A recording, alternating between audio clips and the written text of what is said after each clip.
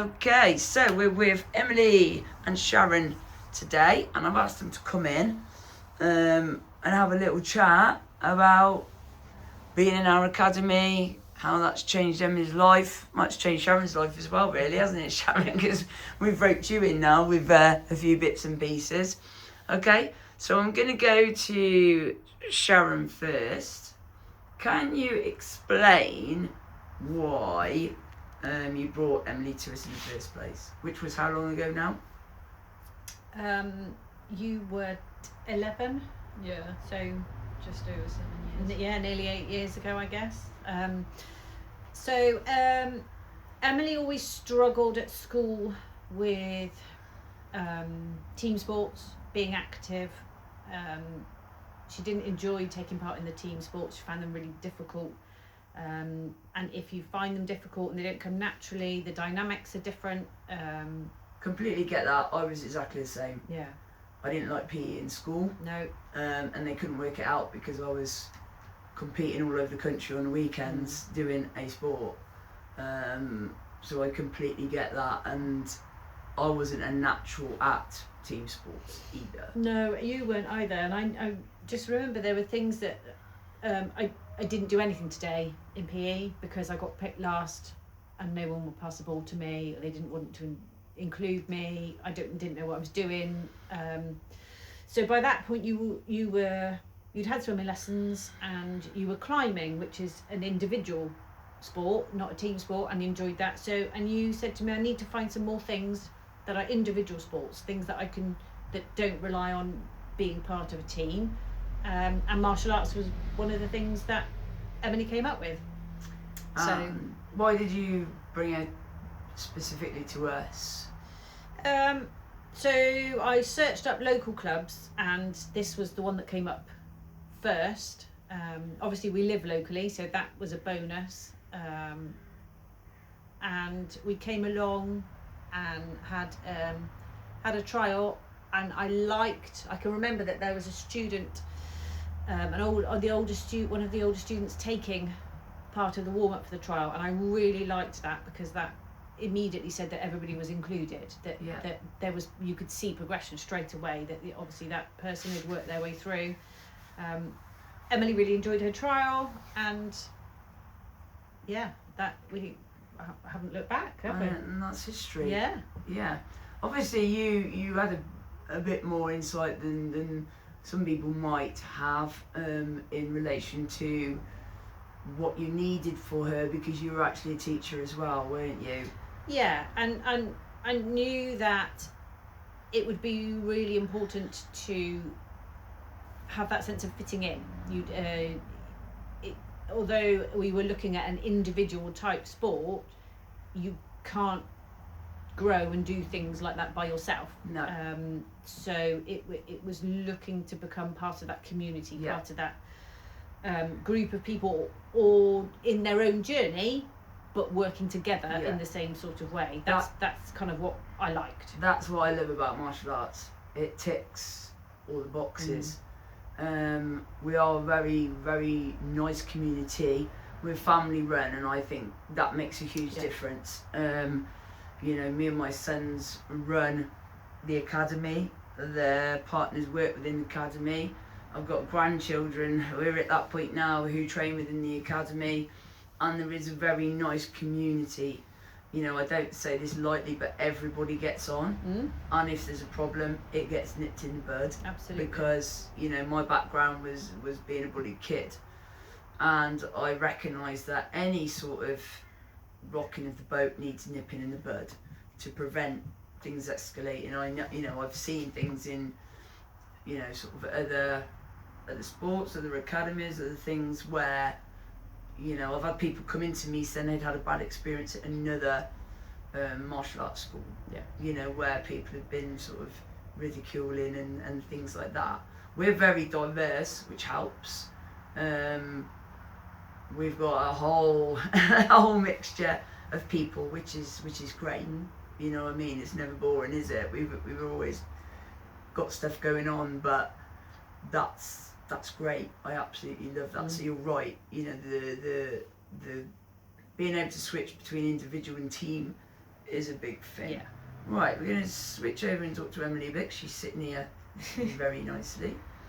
Okay, Emily, so when you came, did you have any concerns before you started? Well, I feel like when I initially started, I was extremely nervous because it was kind of my first major experience of being in a club outside of school, and there's nobody here that I know, and it's in And an how old were unfamiliar you then? setting. I was 11, Okay. which So made it had you started secondary school? You were just about going to. into. So that was actually a really good time to come. Yeah. I always say prior to that major transition is a really good time, because obviously we can support with that as well. Yeah. It was in a weird point in time because I was then one of the oldest, because I joined in the 7 to 11s group, but then Yeah. quickly moved into the teens and adults, and I think that massively helped as well, because naturally I've been quite a tall person, Yeah. and being really tall in a group full of small children is really strange. But then over time I've gotten more used to how everything works, and I've made some really nice friends over the years, and it's really nice seeing them kind of develop and grow as well alongside me. Yeah, so from that, you joined our leadership team quite a few years ago now, didn't you? Yeah. Which is our personal development programme, and also where you come in and you support the younger children. What difference do you think that made?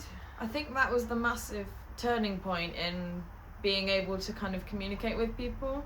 So being then forced to interact with younger children and encourage them and help them progress, it really makes you look back on where you were when you started and how nervous you felt, and it's kind of being the bigger person to come and support the younger children along so that they can experience the same things you have. Yeah, and then from that, you moved up to instructor training. What difference has that made? Because that's a whole It's other. it's another kettle of fish entirely. You've got to change the way you speak to different people. So whether you're talking to parents or if you're talking to a 4-year-old, it's two completely different styles of communication. So with the 4 to 6 group, it's a lot more kind of gentle per se, or simpler words and trying to communicate a simple idea. Whereas with an older group, you can kind of go a bit more in depth and explain. Yeah, and it's switching. Obviously, 1 minute you're teaching 4-year-olds, that class finishes, then you can be teaching anything up to 11-year-olds, and then another hour later you're teaching adults. So obviously, it's you have to really learn good communication skills. I mean, I'm Definitely. listening to Emily now. I don't know how you're feeling listening to her now, Sharon, because like she's really articulating everything so well, and compared to where she was. Absolutely. I mean, you literally said the things that I had in my head. That's the skills that it's taught you. Yeah, without a doubt. Obviously, Emily's school have always been very supportive and great. I've got nothing but positive things to say. But you're in a bubble in that environment, and you only can experience so many different things, or so many different types of people, and so many different ages of people, and that's definitely one of the things that you have learned masses about, how different people learn, how to that you can explain something in so many different ways, that you've always been aware about inclusivity, and that there are different people who view things differently, but it's just how you change your words and how speaking to all of those ranges of people through all of the age groups, it's been such an amazing skill for you to practice. Yeah, particularly as well with applying for part-time jobs and then more recently apprenticeships. Having those communication skills is for the massive. interview process. Yeah. Well, yeah. The job market is hard. Oh, it's so competitive. It's horrible. I would say it's probably the hardest I've ever known it, and you need to stand out. There needs to be something that people are willing to take a chance on, and that's not always down to qualifications. No, I mean, I absolutely think that you have had some of the doors opened to get into an interview because you've shown that you will stick at something. You've been training now for nearly 8 years. That already shows that you're going to be reliable, that you're dedicated, that you don't give up on things easily. And then the levels that you've worked through from those leadership skills through the instructor training, that's the lessons and the things that you've covered. That's taught you masses of things. It's literally everything people want on a job description. People think when they come in for leadership, you're just learning to support in a class. When I speak to parents, I say, what do you know about leadership? The leadership programme. Oh, they come in and help in class. That's a very small part of it. Yeah. It's the personal development work which we do outside of that, which is huge. Yeah. And then obviously that then relays up to the next level and stuff like that. Obviously you've completed Duke of Edinburgh as well, which is awesome. Do you think you would have had the resilience to do that without absolutely martial not. arts? Soldiering through 2 days straight of Scottish rain on Loch Ness was not fun, but having the background of the resilience of training, it really helped. And it's only water. Yes, okay, you're soaked to the bones and you're feeling really miserable, but hey, look, it's only like 10 kilometres away. Your resilience, as you know, that's something we've worked a lot on. Yeah, definitely. A lot. I mean, obviously you work personally with me, one-to-ones. A huge part of what the individual work that me and you do is mindset. Yeah, definitely. Wouldn't you agree?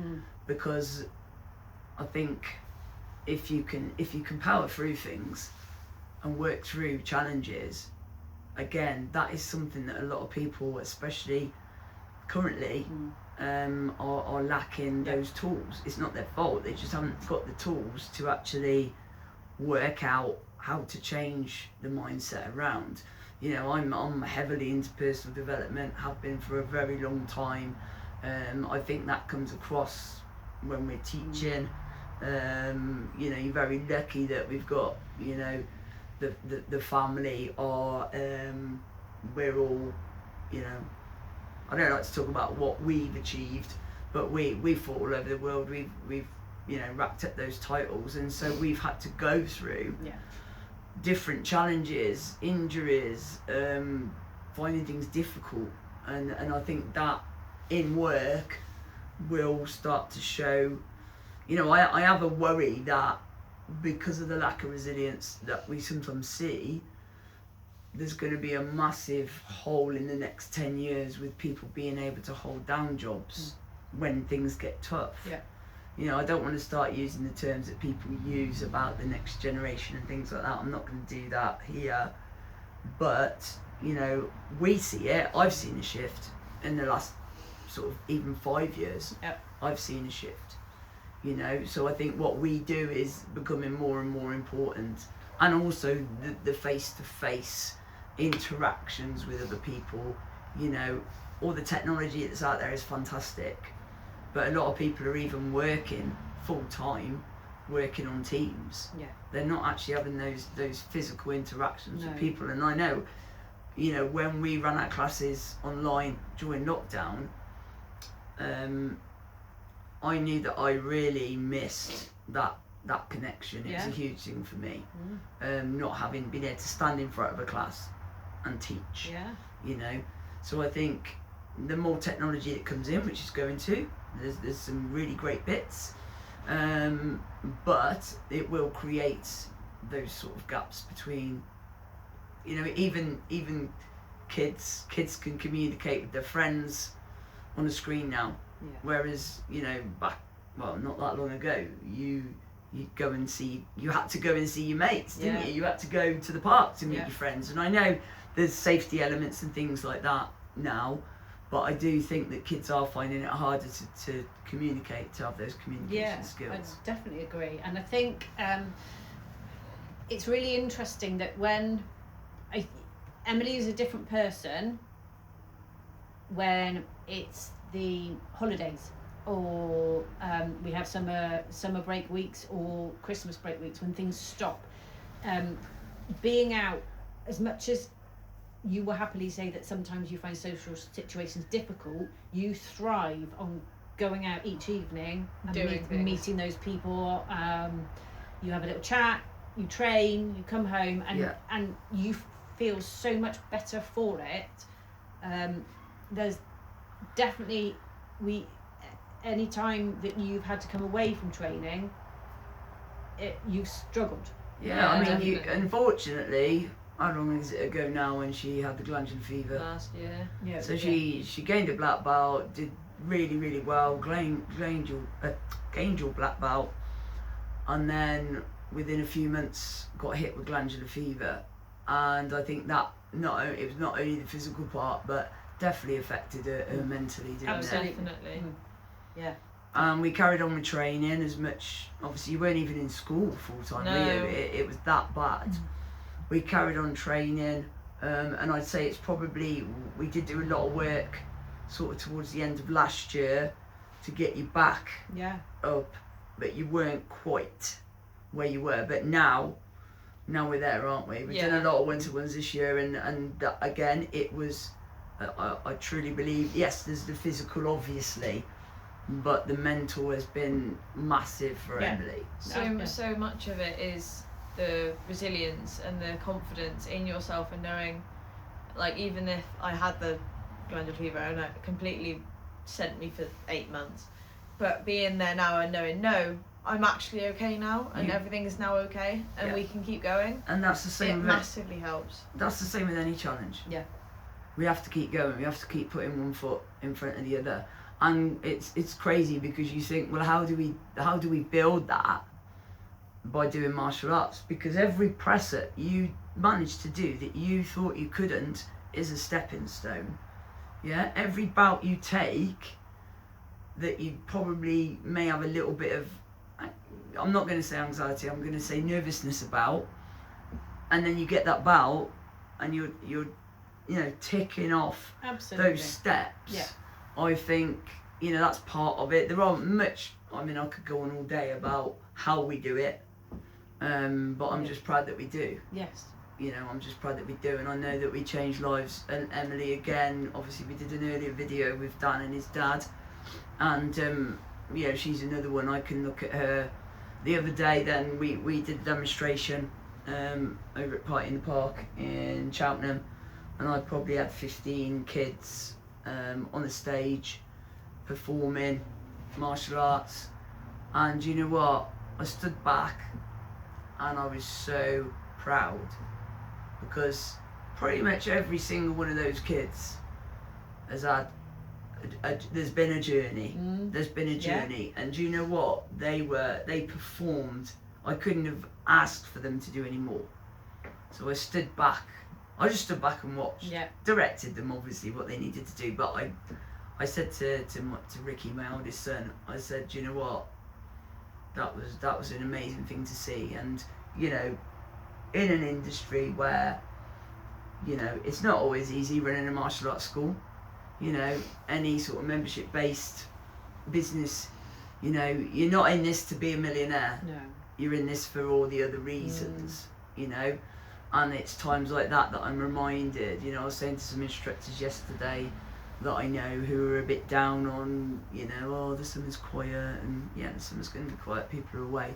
I've got a notice board in my office where I've got letters from kids telling me what a difference we've made. I've got little gifts that they've given me, little gold stars that they've given me. So when I'm having a day, one of those days, I take a look at them and I remember why we do what we do. So Emily, next week is the we're not going to say what it is because It's a big week. it's a big week, and it's the build up to your second Dan black belt, isn't it? Yes. So this is something that you probably thought you weren't, when you were recovering from the glandular fever, it wasn't going to be an option. Well, and even before that, I mean, years ago, there's no way that Emily would. I mean, she flatly said, I'm stopping at brown belt. There was no way. We had a conversation, didn't we, me and you? There was no way. And I bought her a display rack for her belts, and I said, right, how many brown? That's the last one. I don't need any more because I'm not doing it. And you have. And now the brown belt's draped over the top of it. Yeah. Because you didn't have any more. space. Yeah. So you need a new one. Yeah. You need to get another one now. We do. So we have a lot of people who start off for lots and lots of different reasons. Never believe they're going to hit that point. No, you didn't, did you? But that's our job. That's our job to show them the opportunities. You Well, and know? even then, getting the results and finding out you passed and tying a black belt around your waist is the best feeling in the Yeah, world. yeah. And obviously we make a big thing of that because our black belts are not just given. No. They do have to work for them, but that's also another process. The process of the build up to their black belt and taking their black belt, again, takes the resilience to another level. And then it makes them believe that actually I can do. I tell them all, you can do anything and be anything you want to be. You know, one of my sons was told a couple of times in school, you're never going to amount to anything. He's now got a sociology degree. You know, what kind of teacher actually thinks it's okay to say that? I don't know. But he didn't find school easy, didn't particularly like school. But I just drummed it into him. You can do anything you want to do. You just got to put the work in. You know, not everything's going to come on a plate. And I think in a world where everything is super fast, everyone expects everything to just happen like that. And there are a lot of things that don't. Yeah. And I think, you know, obviously you've been offered an apprenticeship. Yeah. We're looking for, when do your A-level results come in? Next Thursday. Next Thursday. She Yeah. won't be thinking about that 'cause she'd be too busy thinking about taking a second Yeah, black belt. definitely. And yeah, I know your work ethic is good, your resilience is good. Going from school into a workplace is another transition, can be hard. Well, the Yeah. first thing they asked me in the interview, because they had my CV down, they were asking me questions about. The first thing they asked was, so tell me about your martial arts, tell me about the black belt, tell me about your leadership team. Yeah, because these are things outside of the norm. Not many people get that far, and a symbol of having a black belt shows that you've got the discipline and you've put the work Yeah. in to get there, which would reflect well in an employer's eyes to see, oh, they've got some grit, they can. Yeah, yeah, exactly. Even those wanting to get into uni. I mean, all my sons, you know, came away with degrees. They've all got degrees, all in different things, but they showed commitment to what they do. You know, they're instructors, they're leaders, and then as you work through the work process, they're looking for leaders because leaders come few and far between, Yeah. don't they? Let's be honest. Yeah. Some people are just happy to sit back and float, whereas we don't instill that into our students. We're like, come on, you know, you can strive for greatness. Yeah. You know. And it's really important. You're really lucky that your CV had those things that made you stand out, because for some of the things that you've applied for, there were 2,000-3,000 people. Yeah. Thousands. And when they're maybe interviewing 20, something's got to jump off that page, and they're all good students. So the grades matter, but that's not the No. bit The that makes apprenticeship, you. it's entirely the who's the person Yeah. rather To than be honest, as if much of the grades. If I was employing someone, I'd be looking at the transferable skills. Yeah. I wouldn't be looking at the grades, because I'm of an age where I know. I'm not saying grades aren't important. No. Don't get me wrong, they are, but I would want to see a little bit more than that. Yeah. You know, I'd need to see that, you know, you were somebody that was reliable, somebody that was going to stick at things, because we are in a pick up, put down society. You know, and that's why we encourage parents within the academy when they're saying, oh, little Johnny's, you know, decided he doesn't want to do it and little Johnny's 4. Little Johnny shouldn't, in my opinion, be making those sort of important decisions at 4, you know, because then you're setting a precedent. You know, I mean, I brought up 5 boys altogether, so I do feel like I'm qualified to, and they're all, you know, done well, haven't they? And I'm now a grandmother, so I do feel like I'm more than qualified outside of the martial arts to talk about things like that. You know, sometimes it's about explaining to a child why they need to stick at it, Yeah. not just accepting that, they don't want to do it now. You know, I've had kids coming in who quit swimming lessons. They can't swim. That's, you know, for me there's 2 things that are important. One is learning to swim because it's life-saving. The other is learning to defend yourself because it's life-saving. And in the world we're in right now, on a whole nother level, isn't Absolutely. it? You know what I mean? I mean, that was another reason, because as Emily got older, obviously when she turned 18, you've got the possibility of being out in town with friends or going to uni, a whole new city, something bigger.